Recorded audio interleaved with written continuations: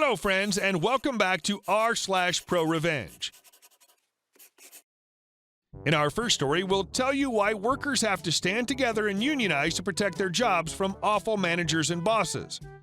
But before we begin, don't forget to subscribe to our channel if you're new here and turn on notifications so you don't miss a new video every single day.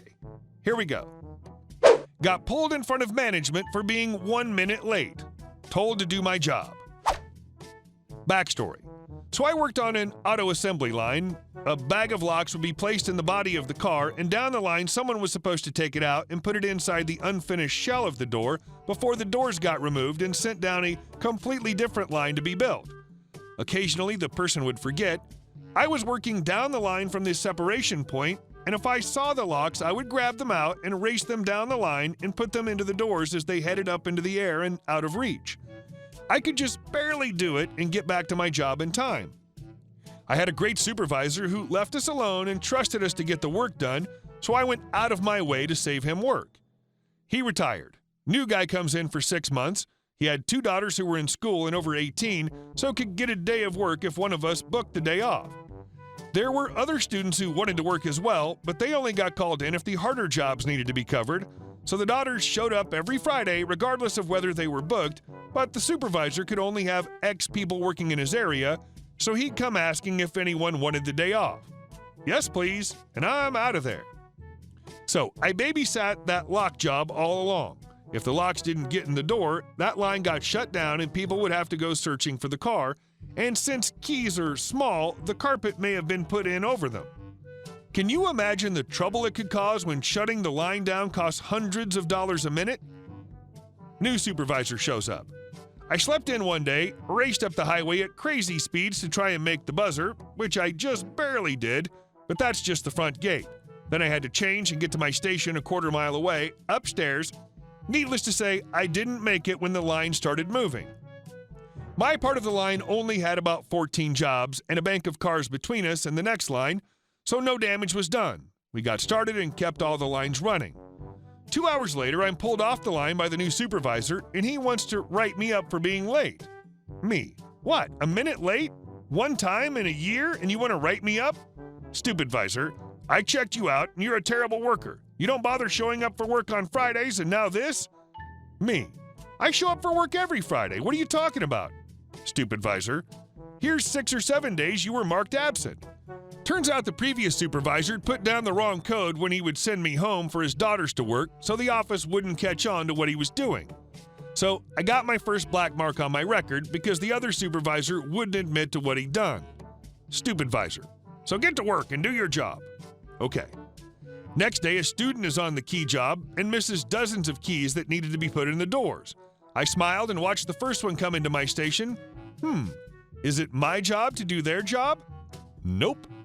Car after car came down the line. 2 hours later, I can hear the different lines shutting down, the first of which was the door line, and I knew what was coming. The plant was shut down for a couple hours while all key sets were tracked down. Everyone gets to sit down, read a paper or whatever until a supervisor finds everything. We finally start running again, and sure enough, stupid visor comes to my station and tells me that a whole bunch of keys were missed being put into the right location. I looked him in the eye and said, that job is done 4 sessions up the line. He said, but the other supervisor said that you catch all the mistakes. Me. I did catch them to help out decent supervisors. I'm not lifting a finger to help you. Union shop. I think he lost a lot of weight running down 2 flights of stairs and 2 and down the line looking for keys until they fired him. New supervisor, and suddenly I started noticing when people missed keys again.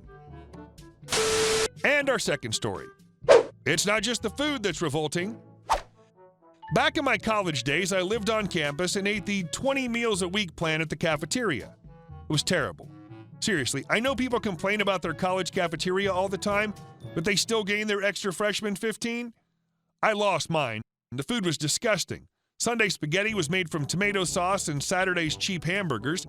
Once they didn't bother ripping up the hamburgers. Watery sauce-tinted overcooked noodles garnished with dry, leathery, 2-day-old hamburger patties. It was still better than the other options. At first they had a make-your-own pizza line, but removed it because everyone was using it, and bread isn't cheap.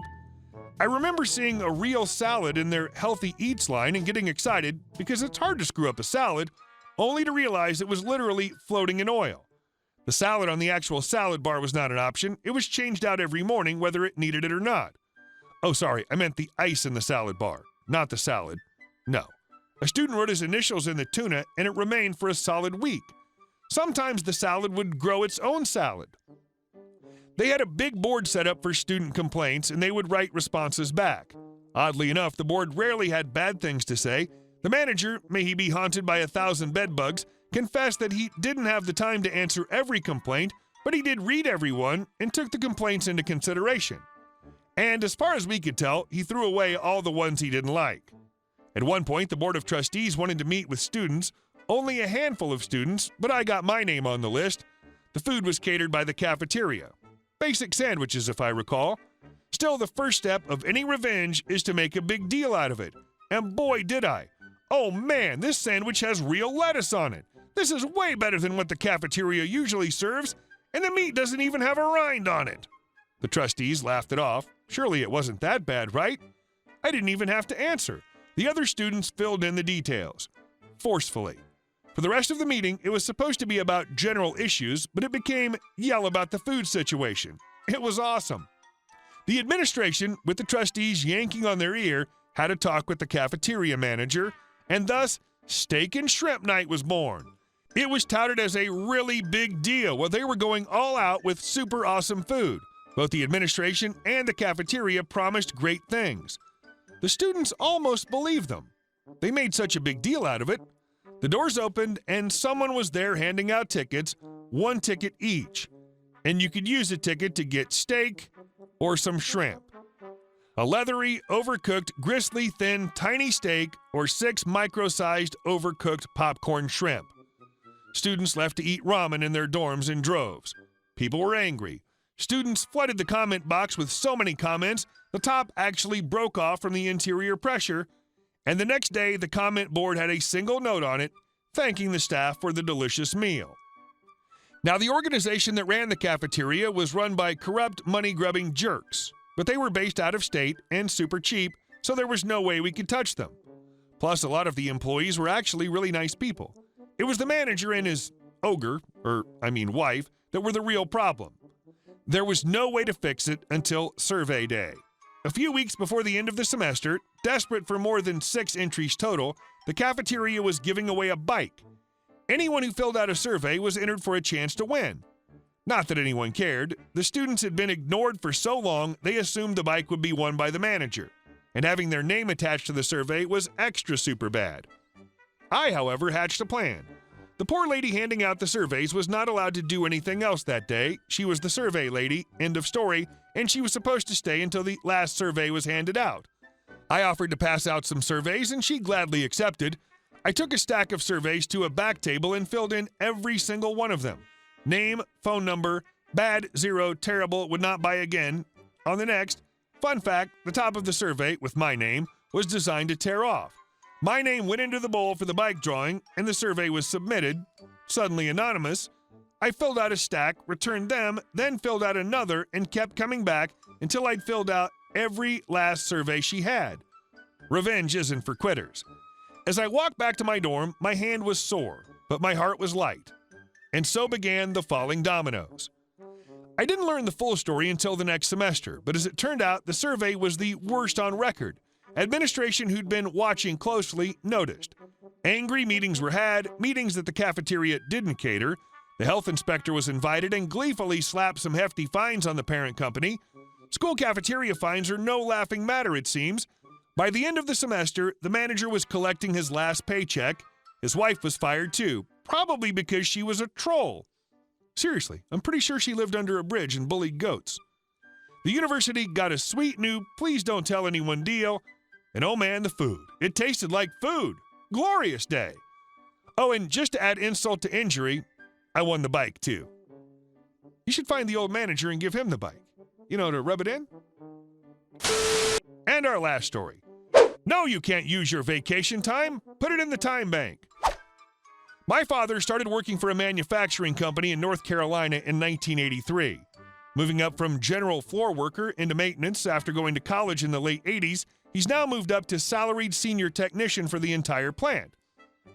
When he first started with the company, they provided many benefits: dental, vision, health, 401k, and paid vacations, most of which are no longer offered, but because of his time on the job, he still receives the health and vacation time. We used to go on vacations every year, but after my parents' divorce, we stopped, and he worked year-round. After he became salaried, his hours changed to weekends and holidays, so the bulk of his work week was only 24 to 32 hours in total, 2 12-hour days, 8-hour days during the holiday season. The company recently announced the end of paid vacations for all employees, including the legacy ones, which is where his malicious compliance comes in. Every year, Dad would request off Christmas and New Year's and would be told no, put the time in his time bank, which he would dutifully complete. Now, with the end of paid vacations, he's emptying out his time bank. 240 hours paid per year for 30 years. He's not going to work until the middle of 2023, just in time to retire at 68. Edit. His vacation time was approved by HR, so he's good to go on that account. He's not the only one rolling time over, but as far as he knows, he's the only one who ever rolled that much over. The reason that he didn't take the cash out is the fact that in my parents' divorce, my mother gets half of his pension's value, earned from 83 to 91, which would have cost him a sizable chunk. While he's on vacation, he's still earning pension time, which will more than offset his loss to my mother. A lot of places lock out the holidays for vacation. That's awesome. You got to keep accruing time. Now most places put a cap on the number of hours you can bank. Hey guys, thank you all for watching the video. I'll see you in the next one.